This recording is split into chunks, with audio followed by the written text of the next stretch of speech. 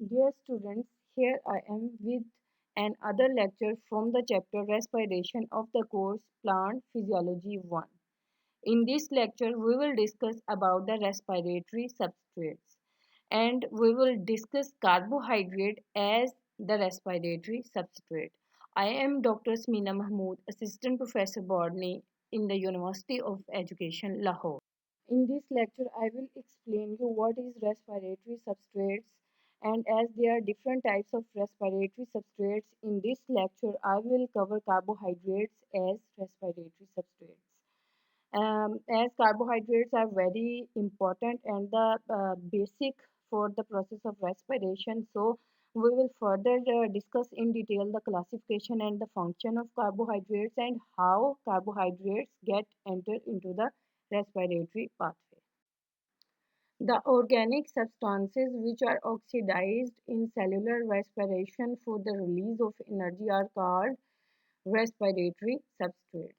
There are different biomolecules which are used as respiratory substrates, for example, carbohydrates, fats, and proteins. Carbohydrates are used as the main source of substrate in the process of respiration and the most simplest form which is readily available and easily accessible to the process of glycolysis, which is the major step in the process of respiration, is glucose. Here you can see. Besides this, carbohydrates are present in fructose, starch, glycogen, sucrose, etc. in many different forms. However, if carbohydrate is present like in higher level of organizations like starch and glycogen or as a sucrose, it needs to be get metabolized into glucose, which is its simplest unit before getting entered into the process of respiration.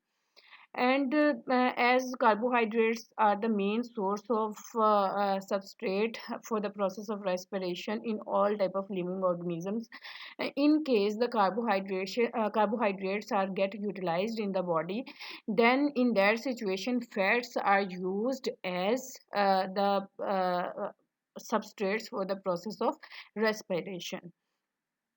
Fats are in fact more energy releasing compounds in the body and they give more energy as compared to the carbohydrates. However, its metabolism is difficult as compared to the carbohydrates and they can only be used when carbohydrates are not present, and sometimes fats when more energy body is doing more energy intensive activity and more energy is required, then in that situation fats act side by side to the carbohydrates in the process of respiration.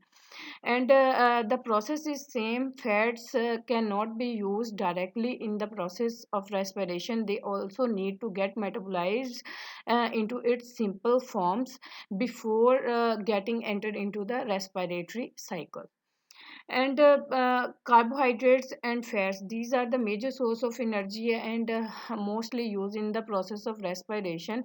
In case when both of these substrates are not present in the living bodies, then proteins can be could be used as respiratory substrates, but this is a very rare situation and occur very rarely in any living organism. However, it could be utilized as respiratory substrates, just like in a situation if starvation in the body occur, when all other sources of energy are exhausted into the body, then proteins can act as the source of energy.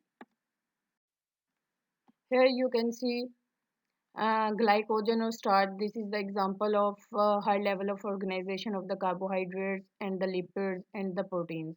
All these three types of substrates are present here, but the most interesting to know, lipids cannot be directly enter into the Krebs cycle or glycolysis process. Likewise, proteins cannot be directly entered or converted into acetyl CoA, and likewise, glycogen cannot be directly converted into acetyl CoA enzyme. There is a chain of processes between this conversion from protein to acetyl CoA, from glycogen to this, and lipid to acetyl CoA to get enter into the Krebs cycle, which occur in the mitochondria. And these process because lipids and carbohydrates and proteins, these are present in the high level of organization in the body. For example, proteins as phospholipids connected with the phosphate and present in the plasma membrane, lipids as phospholipids lipids combined with the phosphate groups, and these are present in the cell membrane. Glycogen is the high level of organization of carbohydrates, and it is present in the muscles. And before they and if they need to be utilized in the process of respiration, there is a chain of enzymatic processes which is regulated by a certain enzyme, in which metabolism of these large and complex compounds occur, and they are broken down into their simple components. In case of carbohydrate, the most simplest form is the glucose, so glycogen is metabolized into glucose. And if in case of lipids are metabolized into fatty acids and glycerols, and in case of proteins, they are metabolized into amino acids, which are their proteins monomers. And then these simple forms of proteins, amino acids in case of proteins, glucose in case of glycogen, and fatty acids in case of lipids, these simple compounds can get enter into the glycolysis or Krebs cycle, which is the respiratory cycle in all type of living organisms. Carbohydrates are the sugars, starches, and fibers found in fruits, grains, vegetables, and milk products. These organic biomolecules consist of carbon, hydrogen, and oxygen atoms, usually with a hydrogen oxygen atom ratio 2:1. Or these are polyhydroxylated compounds having at least 3 carbon atoms and a potentially active carbonyl group, which may be an aldose or ketose. These two, ketone group or aldose, and both these are the example of carbonyl group. And this is the generalized formula of the carbohydrate CH2O. Here you can see the ratio H2O, hydrogen to oxygen ratio is 2:1. So there is no number with the carbon, and here n is written, it is showing there is any number of carbon items, and according to the number of carbon and oxygen item will be adjusted. As carbohydrates are very important, all the surplus food in the body which is synthesized is stored in the form of carbohydrates into the plant body. So carbohydrates, they are further divided based on their structure and the number of units attached in the structure.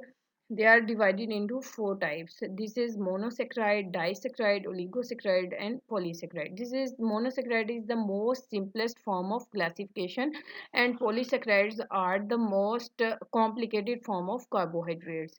In mono di, these represent the number of simple units which are attached with each other to form a carbohydrate.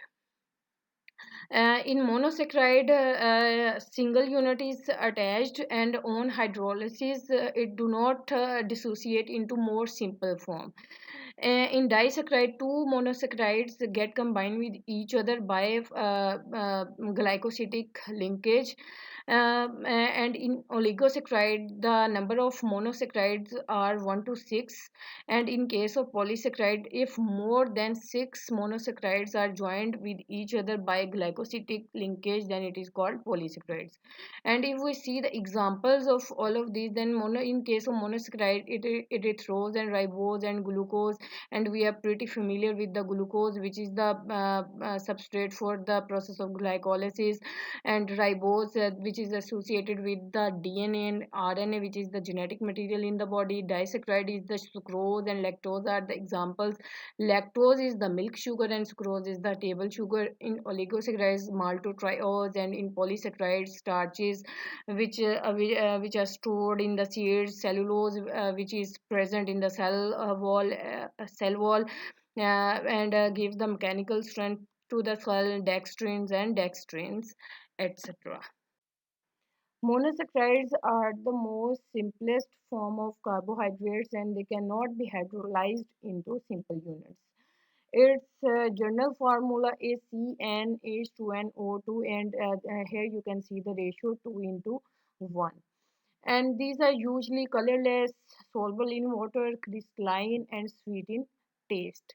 And example of monosaccharides include trioses, tetroses, pentoses, and hexoses. Here the initial word tri, tetra, penta, and hexa. This represent the number of the carbon atoms which are joined with each other to form that particular monosaccharide. In tri means three, it means in triosis three carbon atoms are attached with each other. Tetra means four. In tetrosis four carbon atoms they are attached. In pentosis five. This is a five carbon compound, and hexosis these are the six carbon compound. And if we see the examples in triosis, glyceraldehyde is the very common example. Erythrose is the tetrose example. Pentose is the ribose and xylose, and ribose very much familiar with reference to the DNA and RNA. And in hexoses, glucose and fructose, and both of these are the isomer with each other. These are the few examples of the monosaccharides having 3 to 7 carbon atoms. Here, triose, tetrose, pentose, hexose, heptose. As I told you, the initial word represents the number. Hepta means 7. And if you count from here, 1, 2, 3, 4, 5, 6, and 7. Likewise, pentose 1, 2, 3, 4, and 5. And if this is three carbon compound, it is called glyceraldehyde. Four carbon compound erythrose. Five carbon compound, this is deoxyribose. And six carbon compound, it is glucose. And seven carbon compound is pseudoheptulose.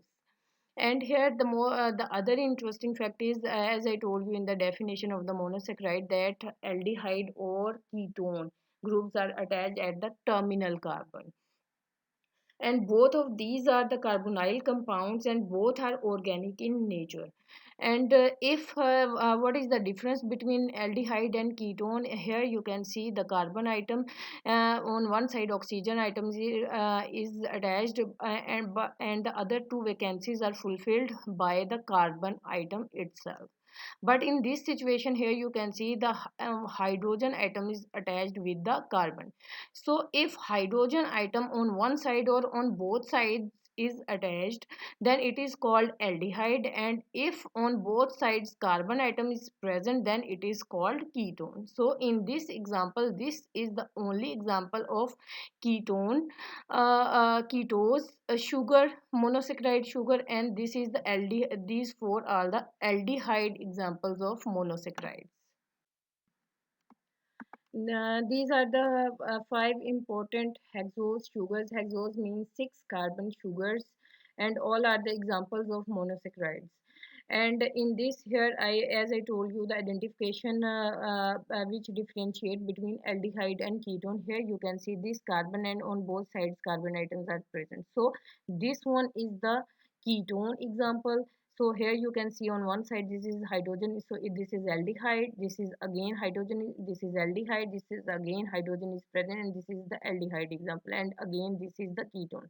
So from the structure we can see that fructose and sorbose both are six carbon compound examples of the monosaccharides and hexose sugars, and both are ketone sugars of the monosaccharides. And these three, that is glucose, mannose, and galactose, these are the aldehyde sugars of the monosaccharides. And different isomers in the hexose sugars also present, and it based isomers means when chemical formula of any compound is same, but the structure of that molecule is different from each other, and this difference mostly relies on the position of this hydrogen and hydroxyl on that this carbon, and if the hydroxyl group is on the right side of one compound, then it will be on the left hand side, like in this example here you can see on the hydroxyl is group is present on the right side and hydrogen on the left side, but here you can see on the right side hydrogen is present and hydroxyl present on the left side. So this left and right side position differentiate the structure of that molecule, so it will be called as isomer for each other, because if we write the chemical formula that will be the same, but when we draw the structure it will be different based on the hydrogen and hydroxyl group position on the carbon atom. When the carbohydrates are hydrolyzed and they are get converted into its simple units, and if it generates two simple compounds, then it is called disaccharide. Di means two.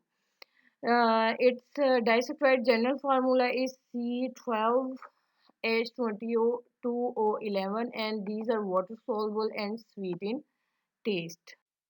These are the examples of disaccharides in which you can see maltose, sucrose, and lactose.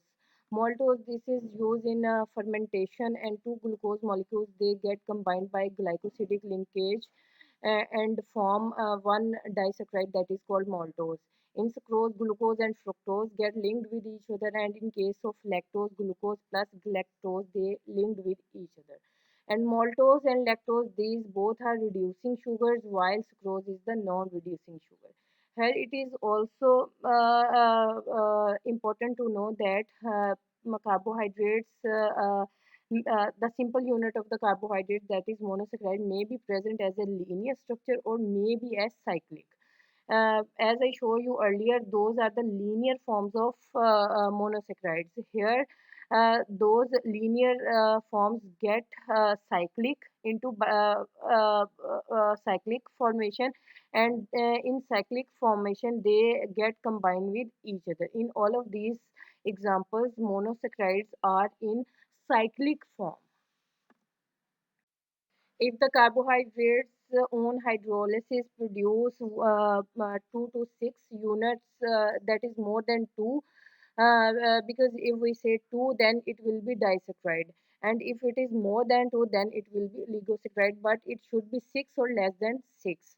And if on hydrolysis 3 to 6 molecules of monosaccharides are generated, then it is called oligosaccharides.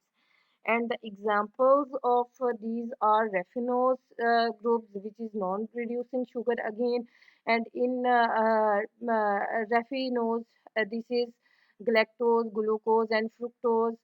And starchiose, here you can see the galactose, glucose, and fructose. Verbascose and galactose, glucose, and fructose. Here you can see the three molecules of galactose, the glucose, and one molecule of fructose. They get linked with each other to form a pentasaccharide, which is called verbascose.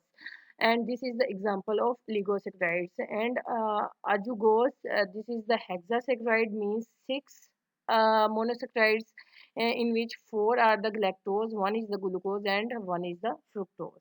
And dextrins, these are mostly considered as the oligosaccharides, but its classification is difficult. Some scientists they classify as oligosaccharide and some as polysaccharides, because almost 10 glucose units are attached in this. And upon hydrolysis, 10 molecules of monosaccharides are produced in this example. Carbohydrates that yield more than 6 subunits upon hydrolysis are called polysaccharides. These are relatively or completely insoluble in water.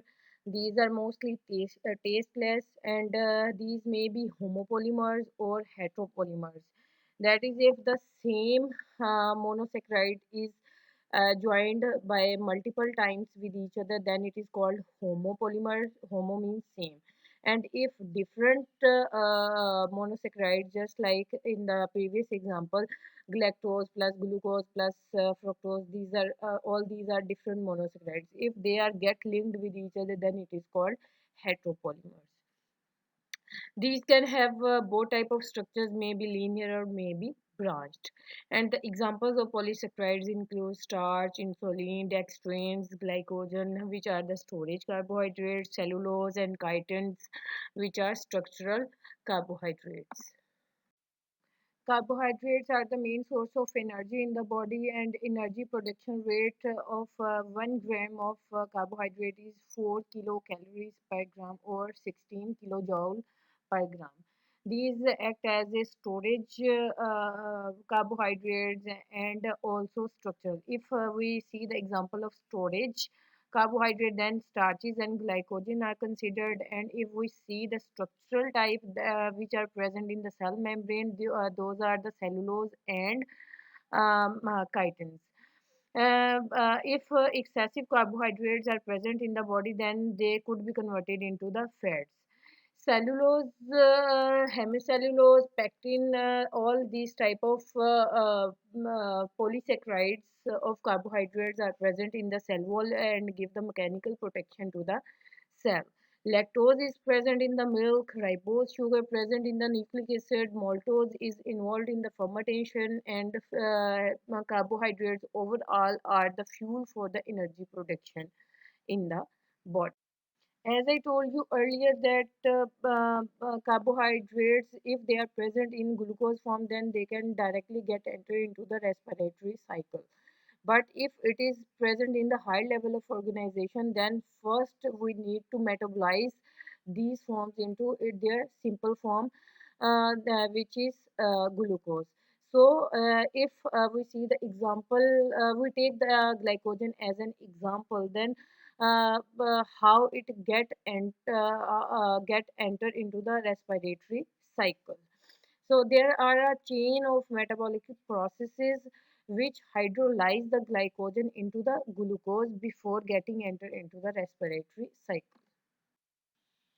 Here we took the glycogen as an example, and we will see how it get metabolized before getting entered into the respiratory cycle.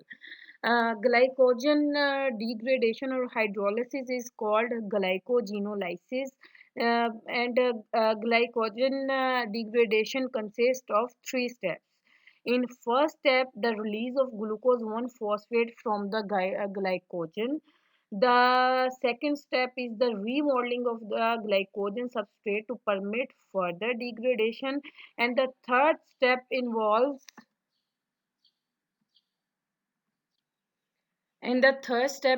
the conversion of glucose 1 phosphate to the glucose 6 phosphate so that it get further metabolized into simple forms. For the efficient breakdown of glycogen to glucose 6 phosphate and further metabolism, four types of enzymes are involved in this metabolism. First one is the glycogen phosphorylase, which cleaves its substrate by the addition of orthophosphate, and it yields glucose 1 phosphate. This is the enzyme glycogen phosphorylase. The next enzyme is the transferase, or it is also called debranching enzyme, which release the glycogen from the substrate. And the third enzyme is the glucosidase, which is also known as debranching enzyme, which hydrolyzes the alpha 1,6 glycosidic bond and resulting in the release of free glucose molecule. Fourth and the last enzyme is the phosphoglucomutase, which convert the glucose 1 phosphate into glucose 6 phosphate. And from here glucose 6 phosphate, it can get entered into three pathways. The first one is the pentose phosphate pathway, in which pentose sugar ribose with the release of NADPH is produced. The second pathway is it is getting converted into glucose with the help of glucose 6 phosphatases, and this glucose get utilized into the blood, or this glucose can also get enter into the glycolysis process. And the third pathway is directly entering into the glycolysis and become the part of the pyruvate, or getting reduced into the pyruvate. Or if this is the anaerobic type of respiration or fermentation, then the compound will be, the end product will be the lactate. And if this is the aerobic respiration, then it will release the carbon dioxide and water. By passing through this pathway, the glycogen, which is the complex type of carbohydrate, it get metabolized into the simple form of glucose, and this glucose will be able to get entered into the process of glycolysis. In this way, this glucose will enter into the process of respiration and will yield the energy which will be utilized for further processes in the body. Hope you all will be able to understand what are respiratory substrates, what are carbohydrate, and what are the different types of carbohydrates, what is its structure and function in the body, and how complex polysaccharides or carbohydrates get metabolized to get enter into the process of respiration. I use these books to prepare this lecture. For further readings, you can go through these books. Thank you very much.